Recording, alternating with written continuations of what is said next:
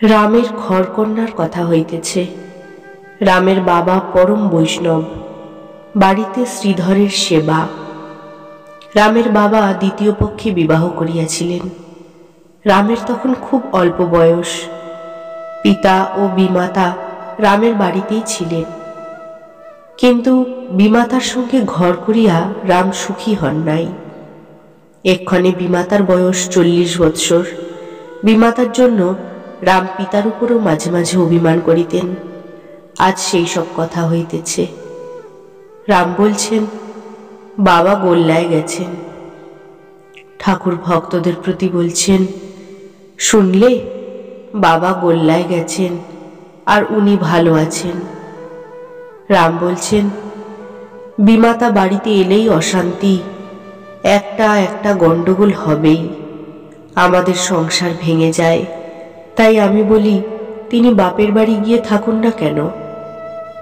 গিরীন্দ্র রামের প্রতি বলছেন, তোমার স্ত্রীকেও ওই রকম বাপের বাড়িতে রাখো না।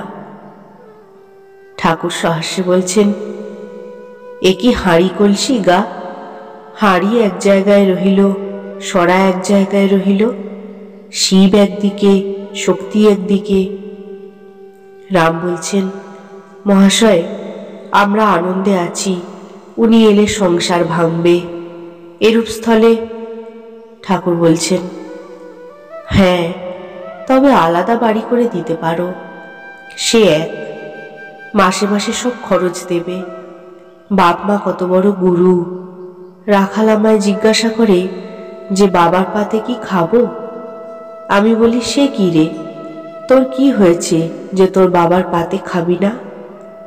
তবে একটা কথা আছে, যারা সৎ তারা উচ্ছিষ্ট কাহাকেও দেয় না, এমনকি উচ্ছিষ্ট কুকুরকেও দেওয়া যায় না। গিরীন্দ্র বলছেন, মহাশয়, বাপ মা যদি কোনো গুরুতর অপরাধ করে থাকেন, কোনো ভয়ানক পাপ করে থাকেন, ঠাকুর বলছেন, তা হোক, মা দ্বিচারিণী হলেও ত্যাগ করবে না। অমুক বাবুদের গুরুপত্নীর চরিত্র নষ্ট হওয়াতে তারা বললে যে ওর ছেলেকে গুরু করা যাক। আমি বললুম, সে কি গো, ওলকে ছেড়ে ওলের মুখী নেবে? নষ্ট হলো তো কি? তুমি তাকে ইষ্ট বলে জেনো। যদ্যপি আমার গুরু সুরিবাড়ি যায়, তথাপি আমার গুরু নিত্যানন্দ রায়। মা বাপ কি কম জিনিস গা? তারা প্রসন্ন না হলে ধর্মটর্ম কিছুই হয় না। চৈতন্যদেব তো প্রেমে উন্মত্ত, তবু সন্ন্যাসের আগে কতদিন ধরে মাকে বোঝান। বললেন, মা, আমি মাঝে মাঝে এসে তোমাকে দেখা দেব। মাস্টারের প্রতি তিরস্কার করতে করতে ঠাকুর বলছেন, আর তোমায় বলি, বাপ মা মানুষ করলে এখন কত ছেলেপুলেও হলো মাগ নিয়ে বেরিয়ে আসা। বাপ মাকে ফাঁকি দিয়ে ছেলে মাগ নিয়ে বাউল বৈষ্ণবী সেজে বেরোয়। তোমার বাপের অভাব নাই বলে, তা না হলে আমি বলতুম ধিক। কতকগুলি ঋণ আছে, দেব ঋণ, ঋষি ঋণ, আবার মাতৃঋণ, পিতৃঋণ, স্ত্রী ঋণ। মা বাপের ঋণ পরিশোধ না করলে কোনো কাজই হয় না। স্ত্রীর কাছেও ঋণ আছে। হরিশ স্ত্রীকে ত্যাগ করে এখানে এসে রয়েছে। যদি তার স্ত্রীর খাবার জোগাড় না থাকতো, তাহলে বলতুম ঢ্যামনা শালা। জ্ঞানের পর ওই স্ত্রীকে দেখবে সাক্ষাৎ ভগবতী। চণ্ডীতে আছে, ইয়া দেবী সর্বভূতেষু মাতৃরূপেণ সংস্থিতা। তিনি মা হয়ে রয়েছেন। যত স্ত্রী দেখো সব তিনি। আমি তাই বৃন্দেকে কিছু বলতে পারি না। কেউ কেউ শোলক ঝাড়ে, লম্বা লম্বা কথা কয়, কিন্তু ব্যবহার আরেক রকম। রামপ্রসন্ন ওই হঠযোগীর কিসে আফিম আর দুধের জোগাড় হয় এই করে করে বেড়াচ্ছে। আবার বলে মনুতে সাধু সেবার কথা আছে। এদিকে বুড়ো মা খেতে পায় না, নিজে হাট বাজার করতে যায়, এমনি রাগ হয়। তবে একটি কথা আছে, যদি প্রেমোন্মাদ হয় তাহলে কে বাপ, কে বা মা, কে বা স্ত্রী?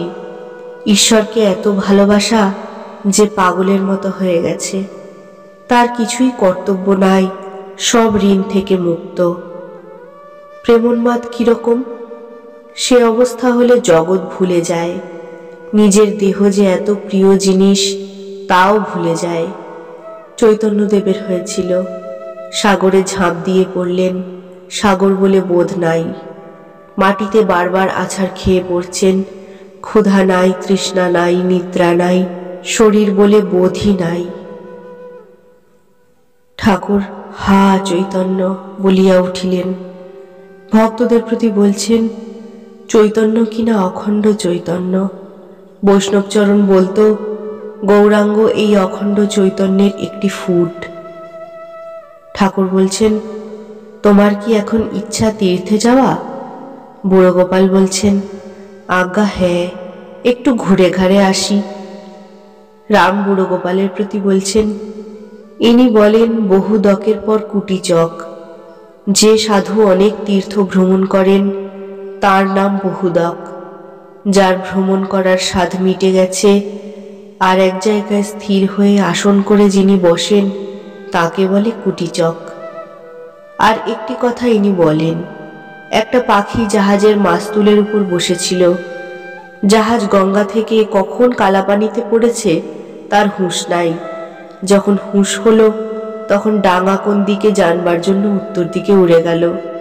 কোথাও কুলকিনারা নাই, তখন ফিরে এলো। আবার একটু বিশ্রাম করে দক্ষিণ দিকে গেল, সেদিকেও কোনো কুলকিনারা নাই। তখন হাঁপাতে হাঁপাতে ফিরে এলো। আবার একটু জিরিয়ে এই রূপে পূর্ব দিকে এবং পশ্চিম দিকে গেল। যখন দেখলে কোনো দিকেই কুলকিনারা নাই, তখন মাস্তুলের ওপর চুপ করে বসে রইল।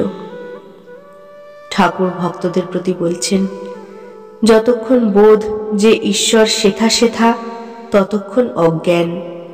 যখন হেথা হেথা, তখনই জ্ঞান। একজন তামাক খাবে তো প্রতিবেশীর বাড়ি টিকে ধরাতে গেছে। রাত অনেক হয়েছে, তারা ঘুমিয়ে পড়েছিল। অনেকক্ষণ ধরে ঠেলাঠেলি করবার পর একজন দৌড় খুলতে নেমে এলো। লোকটির সঙ্গে দেখা হলে সে জিজ্ঞাসা করলে, কি গো, কি মনে করে? সে বললে, আর কি মনে করে, তামাকের নেশা আছে জানো তো, টিকে ধরাবো মনে করে।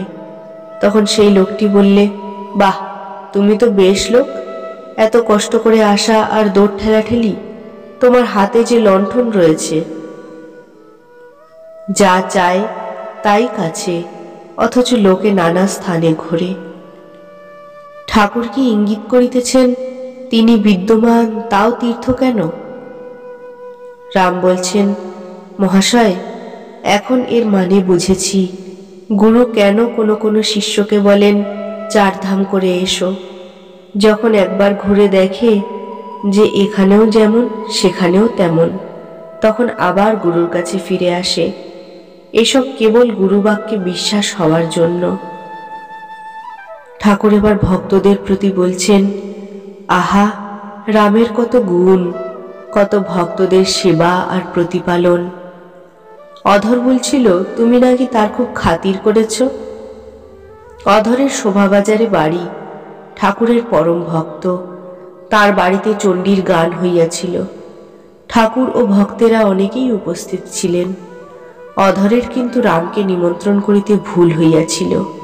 রাম বড় অভিমানী, তিনি লোকের কাছে দুঃখ প্রকাশ করিয়াছিলেন, তাই অধর রামের বাড়িতে গিয়াছিলেন। তার ভুল হইয়াছিল, এজন্য দুঃখ প্রকাশ করিতে গিয়াছিলেন। রাম বলছেন, সে অধরের দোষ নয়, আমি জানতে পেরেছি সে রাখালের দোষ। রাখালের উপর ভার ছিল। ঠাকুর বলছেন, রাখালের দোষ ধরতে নাই, গলা টিপলে দুধ বেরোয়। রাম বলছেন, মহাশয় বলেন কি, চণ্ডীর গান হলো। ঠাকুর বলছেন, অধর তা জানত না। ওই দেখো না, সেদিন যদু মল্লিকের বাড়ি আমার সঙ্গে গেছিল। আমি চলে আসবার সময় জিজ্ঞাসা করলুম, তুমি সিংহবাহিনীর কাছে প্রণামী দিলে না? তা বললে, মহাশয় আমি জানতাম না যে প্রণামী দিতে হয়। তা যদি না বলেই থাকে, হরিনামে দোষ কি?